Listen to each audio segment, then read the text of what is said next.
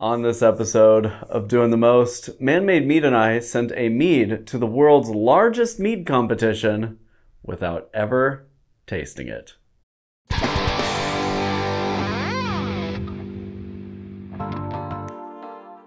Six months ago, BC and I had the fun idea to take our Mead Swap style videos we do, where we take a mead, or we start a mead, somebody does, and then you take it to the next person, and they do something. They don't tell you what they did, and then they bring it back, and they do something. And so we're constantly swapping this mead with the intent of adding to make it better.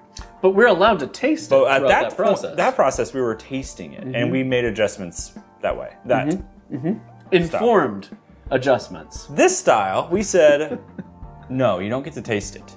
The only way you can make adjustments is by smelling it. And so I started it, and then out of primary gave it to BC. He sniffed it and said, I think it needs something. I took so many sniffs. And then, so then he did something, and he brought it back to me, and I super sniffed it as well. And then I added my own little element, and we have ourselves a literally untasted mead. We don't know what this thing tastes like. We know what it smells like. Well, you know what it smells like. Well, I know, yeah, now the end result, what it smells like, excuse me. So let's taste it? Yeah, so the plan here is we're not going to taste it until it was bottled. Right, yes. And it's bottled now. And we are going to send this off, now that it's bottled, and we're going to send it off to a competition to be judged. We're not going to say which competition, but a competition. A competition. And we're going to share those results with you too, because I think that'll be probably the most fun, is what happens when you just really throw caution to the wind. Yeah. Kind of. So we're going to send it off. It's going to be judged at a competition. It may or may not win a medal. You'll find out. But we wanted to explore the concept of creating a mead, never tasting the mead, trying to balance the mead based only on your sense of smell and sight, and then send it off to see what happens. But now we're at the part where we get to taste it. I'm excited because I feel like I've been sniffing this thing so much, and I just wanted to taste it. I will literally, the whole time I was like, it's like you're fighting, because you're so instinctually like, I'm just going to taste it real fast. Like, just see what it's like, see what I need to do. And there are like so many moments where I was like, don't do it, stay away. It was hard. You don't know what's gone on with it yet, and you will find out, but first, let's try it. Yeah, let's taste it. I'm so nervous about this. The color's about right, what I expect. It's nice and clear, dude. Well done on that. I don't know that it was clear when I gave it to you. You know? Okay. I'd like to take a smell. So what do you get on the nose? After all this time, what's peeking out to you? Well, we're going to have to decide how we declare this thing at competition, too. I guess we can do it with knowledge, though. Yeah, that's true. We don't have to do it. Huh. The nose is not big. Yeah. It's not like... It's very one fruit forward to me. It's very like one note, very just kind of like in your face. You did a little patented. Yeah, I mean, it is muted. Yeah. It's like somebody turned the volume way down. I don't know that what I did would have done too much to that. That's interesting, though. I smell mineral. I'm picking up a little bit of acid. I get honey in there. I get a little bit of warm honey. And like a really big fruity... Right in the middle, I'm picking up chocolate. Oh, okay, yeah.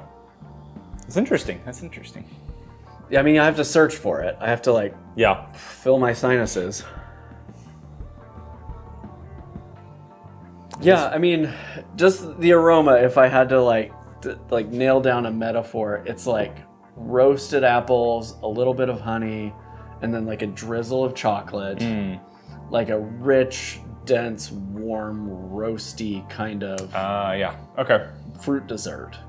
I can see that. But I'm saying that, like, as I'm searching for smells. It's not like it's screaming that or anything. I'm ready to try this thing. All right, it's been months. It's been a long time coming. Here we go.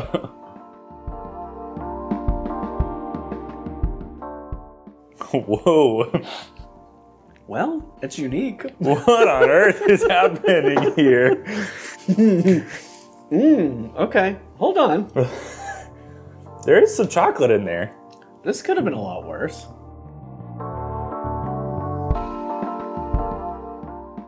There's some like roasty, chocolatey note that's dominant here. I mean, it's just funky. It's like not your normal flavor profile. Yeah, the acid profile is really interesting on this, too. I'm curious what accounts for that. I'm going to learn in moments. We're gonna find out. It's like a round acid. It's like a malic acid, kind of. Or there's something in there that's rounding out. It's not sharp. It doesn't bite. And tastes are so different. Yeah, they're pretty. I mean, it's not bad. It's just like odd. It's smooth. Like the flavor profile is very interesting.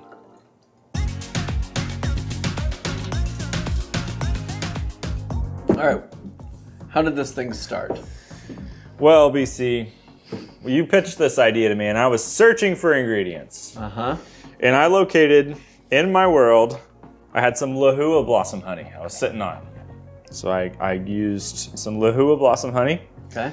Some plum wine base. Okay. And then just added some water. I pitched in the Lalvin 71B. Ah, my favorite. And let that thing ferment. And so this was like a jug of wine base? Like it's one of those vintners, yeah. Okay. I had that and I was like, who knows? Maybe this could be good. Maybe this is going to be a little bit tropical fruity. I feel like I got in the way of that. Well, so I fermented that. It fermented out. It was dry by the end. So then I racked it and I brought it to you. And what happened there? So it sat around in my studio for about a month. And as I was struggling to figure out what to do with it, and occasionally I'd swing by and take a sniff. Yeah. And I was a little stumped because when I smelled it, it smelled like a Bochet Sizer. That's what I was picking up. I was picking up fruit and I was picking up like butter, scotch, toffee kind of notes. But as we've talked about many times, the nose and the flavor profile can be very different. Very. So I didn't really know what to do, and nothing else was really jumping out at me. And so one night after we did a podcast at your house, I swung through the neighborhood Walmart, and I bought 3 pounds of Hershey's chocolate syrup, and I dumped the whole damn bottle. There's the chocolate. I dumped the whole thing in. I set it in the top of the carboy, and I just let it drain. The color is about right. That is true. And so I mixed it, let it sit, and then over the course of a while, this chocolate layer of debris started. So I don't know if.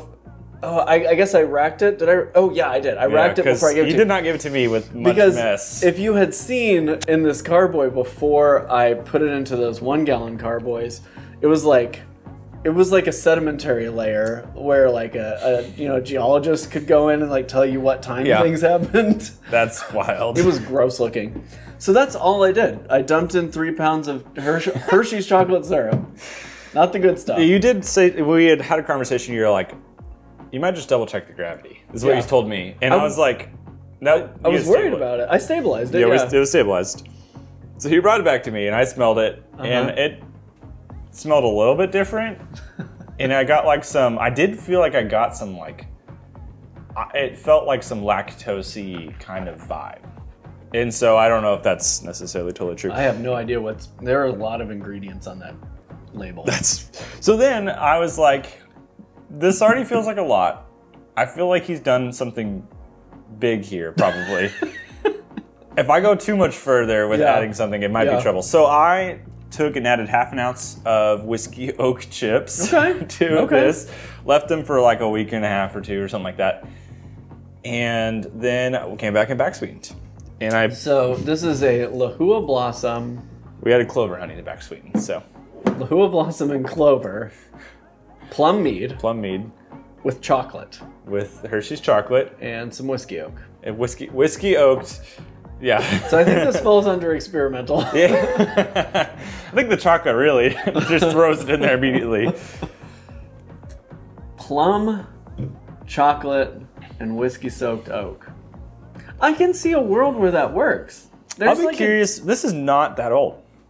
No, it's not. I mean, we made this in May. I think, yeah, when I handed this to you was a month ago. At Mead Stampede, I gave this to you. This is only like 3 months old, at maybe a max at this point. And it's 10.5-ish%. You know? So the question is, are you going to show us results on the video? Oh, or is hell this... yeah. Okay. Yeah, So I think we encapsulate this thing with the payoff of whatever scores we get. Best of show. Here it is. The results for the best of show mead is. Can you imagine? Chocolate, plum. What are we going to call this thing? Oh yeah, we have to have well, we had talked about the name for it being Have You Met Ted? Have you met Ted? No, we're not playing Have You Met Ted. Hi, have you met Ted? Oh yeah. Yeah. There's a story. I don't know, like, technically what you would call this. I guess it's a fruit and spice. Yeah, what's the chocolate? Spice? Fruit and spice experimental? I don't know. I don't know where chocolate falls. Because, you know, people usually use cacao nibs or something. I just felt like, you know... You made a choice. For $10. I don't know that it was bad. It's not necessarily a bad choice. You can taste the chocolate. You can taste the chocolate, that's for sure. So we're going to package this up. We're going to send it off to a competition. And we'll publish the results. You'll see them here right now, actually. So Mazer Cup was last week, and I have our score sheets here for Have You Met Ted? And the results were, I guess, about what you would expect. We got a 33 on this mead, so that's a 33 out of 50. And that was the consensus score. One of our judges gave it a 32, the other gave it a 34. This judge says it reminds him of a glass of nice plum soju. Light nuts, light cocoa. However, he says it's very one-dimensional and has to reach to find the chocolate, which I think is interesting because tasting it, it definitely tastes like Hershey's chocolate syrup and like kind of an undiscernible fruit. So I thought that was kind of interesting. Didn't notice the vanillin or oak. I'll agree with that. Deep red amber color, brilliant clarity. Says it's a little flabby, finishes short, and there are some lingering plum, cherry, and light cocoa notes on the aftertaste. While this judge said it had brilliant clarity, our other judge says that it was hazy. So it's nice and clear, dude. He also says that it has a dark fruit, alcohol, and honey flavor, faint chocolate, more cherry than plum, which I could see since it was using a fruit wine base, not actual fruit. Says that the honey and fruit profiles are balanced, low chocolate finish, no discernible oak. We didn't taste this before we sent it off to competition, and so balance was really difficult because we were trying to balance with our noses and visually. Says the flavors here are not working well together. Plum wine base is fighting the chocolate, not working with it. Tannin is a bit high. The other judge says it's sort of one-dimensional, loves the aroma, but has to reach to find the chocolate. Now, both judges say that there might have been some oxidation that caused it to feel a little disjointed. I don't think that's the case. I've tasted this a few times and it doesn't taste oxidized to me.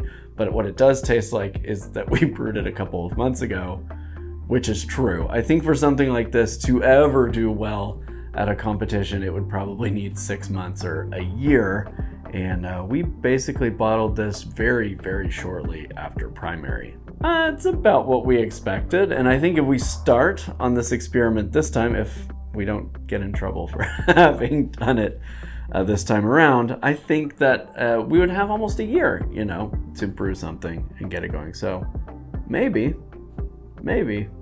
we'll do this again. I'm happy with the 33 on something that we never tasted and we submitted super young. I'll take it. Thank you to our judges for kindly tasting it for us. Thank you to Mazer Cup for embracing that entry. And I think this was a fun experiment. I'm looking forward to trying it again. I have enjoyed this. This has been a good one. I think we should start another one now. So that way it's got age on it before the next competition season next year. Yes.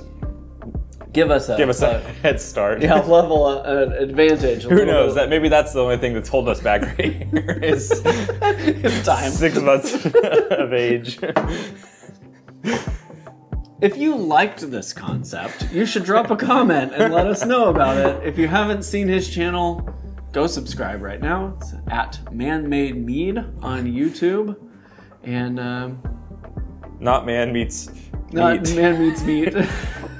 Go subscribe to him. Actually, you go just subscribe to him for different content. Subscribe to anyone that's a man meeting or making things. Happy brewing. Cheers. Cheers.